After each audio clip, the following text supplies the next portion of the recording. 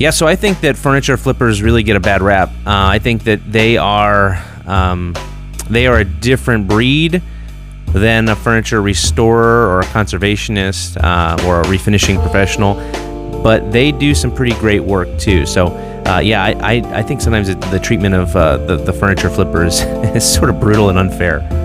Welcome to the Flipstoration Podcast, where we talk shop, discuss business, and share our stories. Whether you are brand new to flipping furniture as a side hustle, a seasoned professional furniture restorer, or simply someone who loves podcasts, there's room for you at our table. Welcome to the Flipstoration Podcast.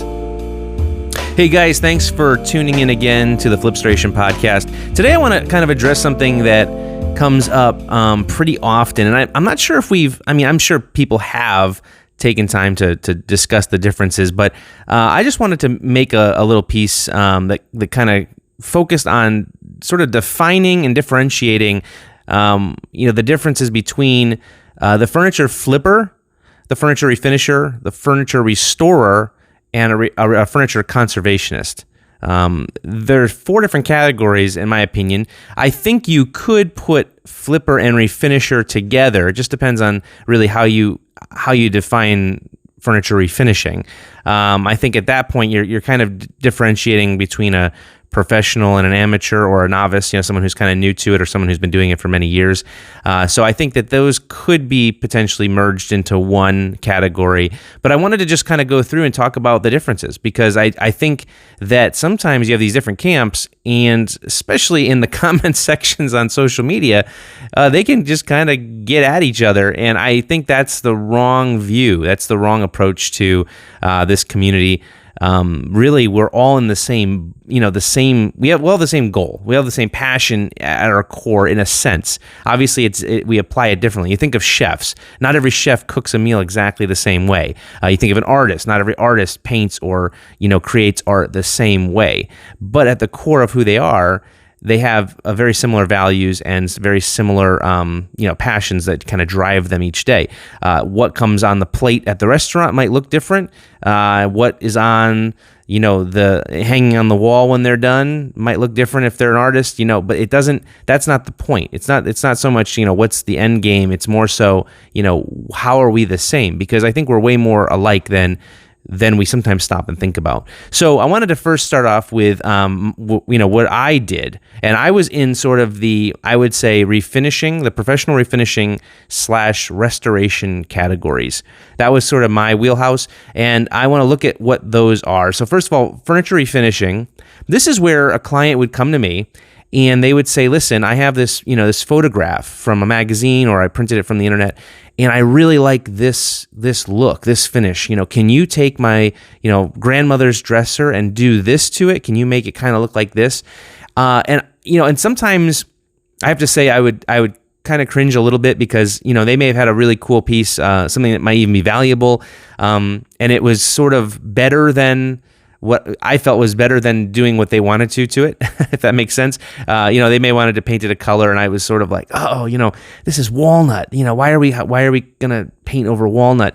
It would make me a little upset inside, but ultimately they were paying me to do what they wanted to, and that's really what a service business is. We serve, and so I could, maybe speak some of my opinion into the situation. Sometimes they would ask, they would say, can I do this? Like, is this okay? And I would say, well, it's your furniture. You could do anything you want. We're not the police. We the furniture police. We can't tell you what to do or what not to do. I can give you my advice. My advice would be maybe not to do that. But ultimately, if it doesn't fit in your home, if you don't do that, and it's a piece that has memories attached to it, or whatever the case may be, then do what you need to do. My thing is, in those cases, is thinking about the next guy. So the reversibility of what I did. What that means is, what I see a lot of refinishers do sometimes, and more so, I would say, the furniture flippers. So we'll get to them in a little bit. I see them take a piece down to raw wood and then just jump straight to paint. This is a problem. And the only reason this is a problem for me is that, for example, if you strip a piece of oak, a piece that's made from oak, and then you go right to paint, that paint is going to get into the pores of the oak and into the wood and pigment the wood and pretty much make it irreversible. Could it be, if it was solid wood, be sanded out and scrubbed? Yes, it could, but it would be a bear. When I used to have projects come into the shop for clients and they were painted, I always had to wonder what I was going to find. I didn't know for sure. I mean, it could have been painted over a finish and it would come off relatively easily. But it also could have been painted by somebody and right on raw wood, and I would have hours and hours more added to a project. So I had to be very careful when I was quoting projects that were painted to say, hey, this could be this, on the best case scenario, but worst case is it may not be able to be salvaged. You may have to repaint it. But worst case, as far as cost goes, you could be looking at, double or double what I'm quoting you for best case. So, and what we would do is we would strip it and see what we came up against, and then the client would have the choice of whether to move forward or how to move forward, and that's what we would do. But I would say that it's really important, if you're going to do something that's not, I'm doing air quotes, but appropriate for the piece, something that's, you're giving it a look or a finish that it never had. It wasn't the original look. Is just to think about the next person and think about the reversibility of it. So this comes into play too. When you're trying to remove the current finish, some people will just they'll throw a piece of 60 grit sandpaper onto a orbital sander and they'll just go crazy. This works for them, for you if you're the one that does that. The only issue is that if you're dealing with veneer on this piece, you may not burn through veneer. Again, if you're thinking of yourself only, you may have figured out how to not burn through veneer. You may have developed that touch. It's weird. It's weird how to describe that to someone. But as I used to sand furniture all the time, they'd be like, "How do you not sand through veneer?" I just said you kind of develop like this weird sixth sense about how close you are. I don't know. It's a strange feeling, but you almost know, like, okay, I'm getting close. I need to lay off. But what always scared me was when I would start a project that someone else had already done once, because I had no idea how they removed that finish. If they stripped it off and did a light sanding, then I knew I had most of the material still. But if I did not know that, it was a toss-up. I mean, they may have left me with almost nothing.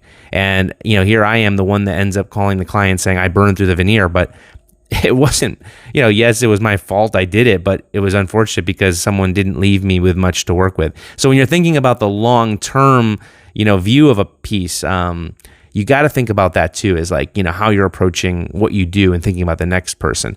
So as a refinisher, professional level, I would do that. I would say, okay, I'm going to put a wash coat of sealer on this piece. That means I would apply a clear sealer over the wood prior to painting. What that would do is seal the wood, seal the pores. It may not completely solve the problem, but it would definitely help to prevent that color from getting into the wood as much as it would without the wash coat. Now, if you're a flipper or you're doing this at home, you could do this with a shellac. You could do this with something else. Just a clear finish. Shellac is good because it bonds. Other coatings bond really well to shellac, so it's a great way to do it. You can spray it on with an aerosol can. You can, do a light wash coat with a brush. It's just enough to kind of seal the wood up a little bit prior to doing a primer and a paint.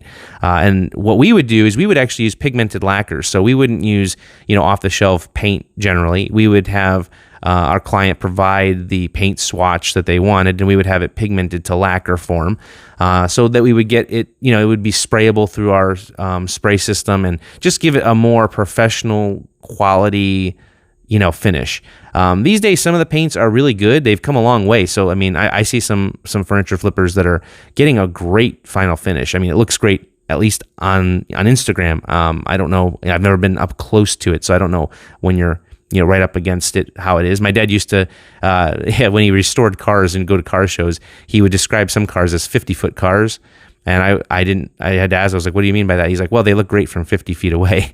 And so I understood that as you got up close, you started to see some of the ways that whoever did it, cut corners and whatnot. But, so, I didn't want 50-foot furniture. I wanted to have, 1-inch furniture. I wanted people to be right up on it and say, wow, like this looks like it came out of like the highest end furniture store. That was my goal for refinishing furniture. That's how I define a refinisher. I define that as someone who can reproduce a furniture, like a professional level finish that you could put next to a store-bought piece, and it would either be as good, or these days, frankly, it should be better, because a lot of furniture today is just really bad. A lot of corners getting cut, a lot of things to kind of cut costs and make it so they could, so the manufacturers can profit more. And unfortunately that, comes at a cost. So I always wanted to outperform, what people could get in a store. So when they were shopping around and comparing, having something refinished by me and my team, or having something, buying something brand new, that they would say, the build quality is better for one of the piece that they have, or the piece that they could find.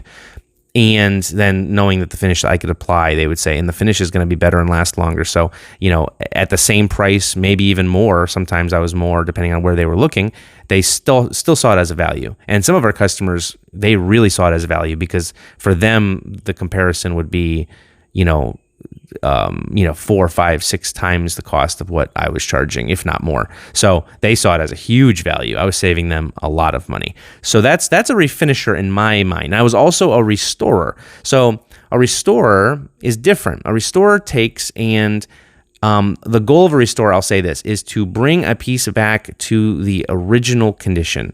So you have an antique, you have something that is an older piece, but it's really, really tired. The finish is crackled, crazed, it's stained, it's just really, really past its prime. And there's really no way to save it. There's no way to just clean it up and do conservation to it. It really is just too far gone. So then at that point, you remove the finish, but you do so in a very, very gentle manner. This is where you try not to mess with the surface too much. You're trying to preserve a lot of the character and a lot of the patina, but you're also trying to refresh it and get it back to a very close representation of what it was new. This means sometimes using exactly the same finishes that were used. So on antiques, you may use a shellac to produce that. But in some cases, the goal was more just to reproduce the look. And it really depends on the client again. And it just depends on where you want to focus your energy. Yes, you can apply a shellac to an antique, and that's great, for example. But a shellac's not going to be super durable for today's abuse. Furniture is just abused today. I have 3 kids, and a son who's 6, a daughter who's 7, and a 1-year-old who is starting to walk around and finding the weak points everywhere in our home. Furniture's a weak point. Kitchen tables, dining room tables. It's great to be able to bring something back to the original condition, but practicality. Some people are like, "Hey, I got kids. I need my coffee table, even though it's old, to stand the test of time here. I need it to last." So that's where, you might upgrade that finish to, we did a lot of nitrocellulose lacquer, which was very common in manufacturing sort of in the mid-century era and onward, still used today. Instruments actually use a lot of nitrocellulose lacquer, like guitars and things, because it's sort of a flexible lacquer. It's repairable, very more easily repairable. And then today there's pre-catalyzed lacquer, there's post-catalyzed lacquer, there's conversion varnish, there's 2K polys, there's all these like really industrial level finishes which most flippers don't use. And in most cases a restorer wouldn't use those. But sometimes a restorer will. If the look of a piece was a satin, sort of finished rubbed down shellac, you might be able to get something similar with a modern finish. It wouldn't have, to the trained eye, the depth or the beauty that an old finish would have had. But again, depending on the user, it may not matter as much. Their value might be in first of all, the cost of the project, where, going the less labor intense way might help to save them some money and enable them to do the project.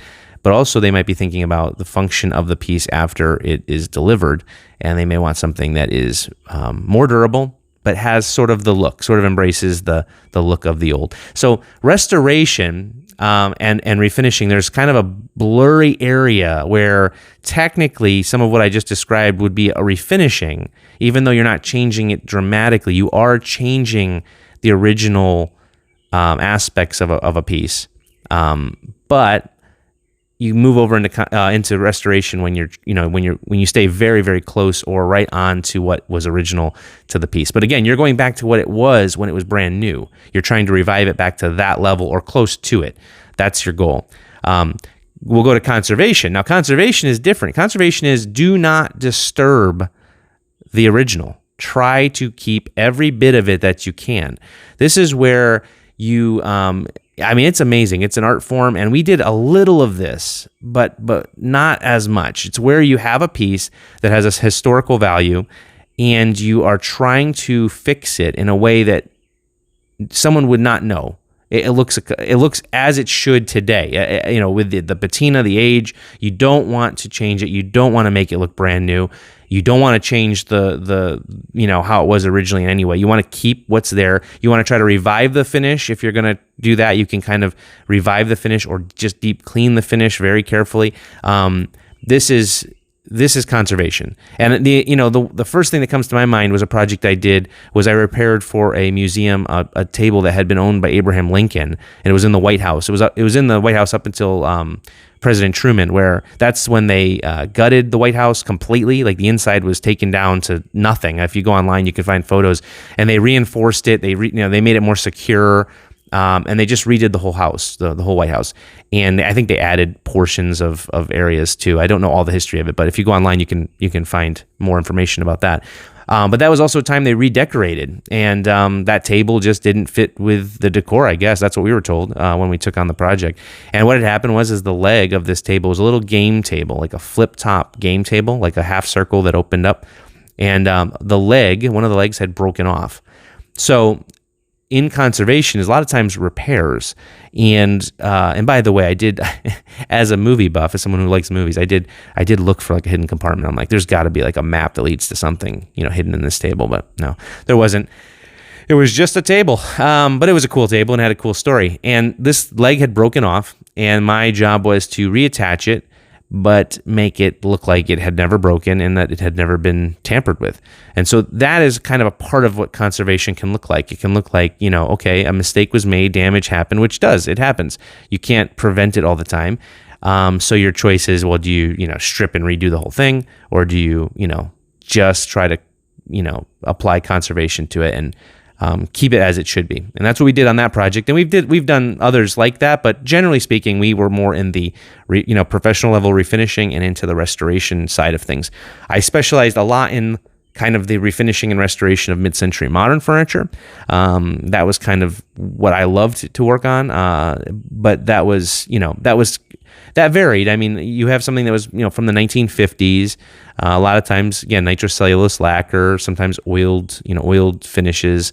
So it wasn't too hard to reproduce the look and recapture what it would have been like new. And then other times people said, listen, I want it to be brand new, but I don't want it to look brand new. And that was tricky because you're literally removing the old finish and starting over, but now you're trying to make it look old, sort of like it's not perfect, because you don't want it to look like a reproduction, but you also don't, it's weird. You just get these requests where you're like, okay, like I can toy around with that. So now you're playing with colors and you're trying to mimic some things. You're trying not to remove dings, and you're leaving imperfections. But this is where, with refinishing and restoration, it really depends on your end game goal. With conservation, it's pretty much defined as, preserve it, its history. Don't remove it. Don't erase any of it. Just try to keep as much as you possibly can. And then that kind of brings us to the furniture flipper. And the furniture flipper is someone, I don't say that with a derogatory tone, by the way. I mean, I know some people say flipper like it's someone who's just a hack job, like they're just they don't care at all. I don't think that. I just use it as a differentiating term. I hope that people don't hear me say that or see us refer to people as flippers and think that we're sort of saying it with a negative. It's just a different category. It's a different category of artisan and artist and craftsperson. So a flipper, just like in any category, to be honest with you, it's not so much that on the bottom is flipper and on the top is someone who can do conservation, and in the middle is, refinishing and restoration. It's not so much that. It's so much separate categories, and within those categories, you have people who really care and people who really don't. That's how I see it. So within the restoration world, you have people who really, really care, deeply care, and put everything they've got into a project. And you have people who don't care. And when you get up close to the project side by side, you go, I can see who cared and who didn't. Some people are only concerned about how fast the project comes in and out of their shop. That's it. They're thinking, how quickly can I get this in and out? So we tend to, I think, demonize a little bit the flipper as being the only people who think that way. And I don't agree with that. I think that there are a lot of restorers, even sometimes I would say those who are in conservation that do this. I don't think it's as common in that field, because I think to be in that field, you really have to have a passion and a love for it. But still, there's always a temptation to cut a corner, to do something that you know that once everything's sealed back up and together, no one will know. No one will know like what glue you used. Who cares? Like no one knows that it'll come to light someday. I mean, you may never get in trouble for it, but someday someone's going to go to, unglue a chair or try to reglue a chair, I should say. And there's one joint that you had one point glued that will not come out, but you have to get it out to get the chair apart. Well, unfortunately, you used epoxy because you said, hey, this is a strong glue and I don't care. It's what I've got. And you used it when really you should use something more like a hide glue, which is reversible, or even some wood glue, to some degree, depending on the case. So again, I don't view it as you work your way up from flipper to being someone in conservation. I view it as you pick the lane that you kind of like and feel the most connection to, and then you become the very best at that lane. So I don't think a furniture flipper has to someday evolve into something more than or I should say different than that. I don't imagine that someone flipping, thrift store finds in their garage is eventually going to be working on, some museum conservation project, though it could happen. I don't know if that would give them that. I don't know if that would be as exciting and get them out of bed in the morning. It's how you're geared. And I think some people are geared to go find something. They like the hunt. And then they want to pour their character into it and their style into it. And they want the world to appreciate what they are. And it's just a different approach. So a furniture flipper is someone who takes a piece, and for the most part, their goal is they're generally selling these pieces. These aren't generally client pieces, though I think furniture flippers have also begun to do refinishing work where people are bringing them projects. So that's, another revenue stream. But generally speaking, flippers find a piece, either sometimes on the side of the road, sometimes in their own home, sometimes at a thrift store, whatever it may be, and they breathe new life into it. And I think that one of the things that I have learned to love about flippers is that I believe, because they're not formally trained necessarily, that they don't have some of the limitations that someone who's formally trained may have. I think that sometimes training is really good. It's very vital. It's very important. It helps you to really become the best you can be. But I also think sometimes training can close your mind and make you think, okay, this is the only thing I can do. This is the only way to do it. And unfortunately, that's like a fence that's around you that doesn't necessarily have to be there. But, we sometimes tend to put that around people. So flippers, I think, come look at a piece and they just say, I wonder what I could do with this. And they don't think like, okay, I've got to try to reproduce that color. No, they're just thinking, how would this look cool? What's really in style right now? What would someone love to have in their home? And they just think differently. And they create something that is unique. And sometimes it's a home run. Other times, not so good. And other times it's not so good only because I don't like it. Maybe I don't like green, the color green. But then they painted a dresser, an emerald green. And I'm thinking, I don't like that. I wouldn't put that in my house. Which, by the way, I have nothing against green, just picking on green right now for the sake of the conversation. But I think that there is a place for flippers, and I think that they get a bad rap a lot. In the comment sections, these restorers and these professionals just trash them like, you ruined that piece. It's like, well, here's the deal. If a piece ultimately is going to go into the trash, if they find a piece that's going to go in the trash, it's on the side of the road, the next day a garbage truck is going to throw it in the back and crush it, then who cares? I mean, who cares? It's gone tomorrow. So why, if you can breathe new life into a piece and you can bring joy to someone's life, and I know it sounds funny to say that furniture brings joy, but it does. I mean, Joy comes from a lot of sources, but one of them is what we surround ourselves with. And, there's artwork, there's music that we listen to, there's all these things, people that we are friends with, but furniture is something we interact with every single day. Every single day I open and close the drawers of my Drexel Declaration bedroom set. For you mid-century people out there, that's my bedroom set. I have the cool sculptural nightstands, and I think it's a timeless set. I did it exactly the way it should have been. It's walnut. It's beautiful. I did apply a slightly more durable finish than the original because I knew we would use it a little bit more so than it probably was intended to be. So but it looks as it should, and I love that set. I really do. It gives me joy. And other people it's just furniture, but to me that does bring me some joy. And I'm a minimalist. I don't really care about things, but I do think if you're going to have things in your life, they should be things that matter. And part of it mattering is the look of it, function and the look. So, if someone loves emerald green, it is just their color. It reminds them of their trip to Ireland. I don't know, whatever reason they love emerald green, then that's great. Spray it emerald green, but please think about making it reversible, because that person or the next person may not love green very much. And if you're chasing trends, then the trend for green might suddenly shift, and someone's stuck with a big green piece in their bedroom or in their living room, and they go, man, I wish I could do something different. I love the piece. I love how it functions, but man, I hate this color now. Well, if you didn't think about the next guy, that piece might now be lost. You bought it some time, but you may have done it in. Not saying it couldn't be painted another color or something like that, but just think about that when you're flipping furniture. That's my only suggestion, really, to the furniture flipper, and refinisher for that matter. But usually at a professional level, you tend to think that way already. So that's kind of a brief, not so brief summary of how I view the world of kind of the furniture refinishing, restoration, all of that. I really do think that we have to stop viewing it as flippers are on the bottom and restorers and those who can do conservation are at the top. I think that it's just different lanes. It's different lanes, and in each lane there are people who pursue excellence. And in each lane, there are people who hack things up and do a really bad job and don't care about anyone but themselves.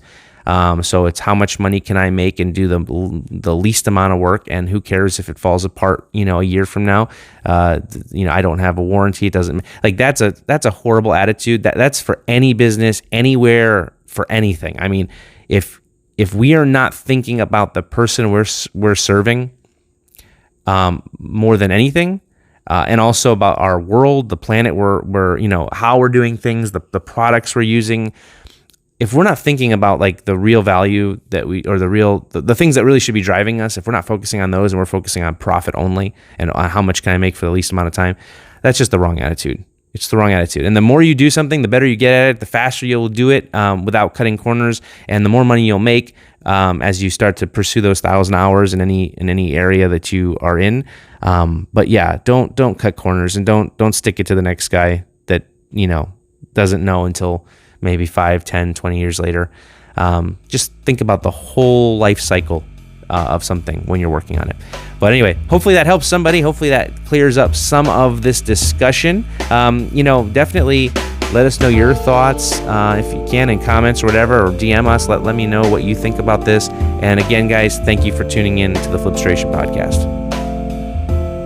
The Flipstoration Podcast is sponsored by Stripwell. Stripwell makes the QCS line of products. If you're looking for a furniture stripper that is safe for you, safe for your projects, and safe for the planet, then look no further than QCS Finish Remover and the QCS Surface Cleanser. That is the QCS system, and that is what you're looking for. So check it out at stripwell.com, and be sure to subscribe to the Flipstoration Podcast.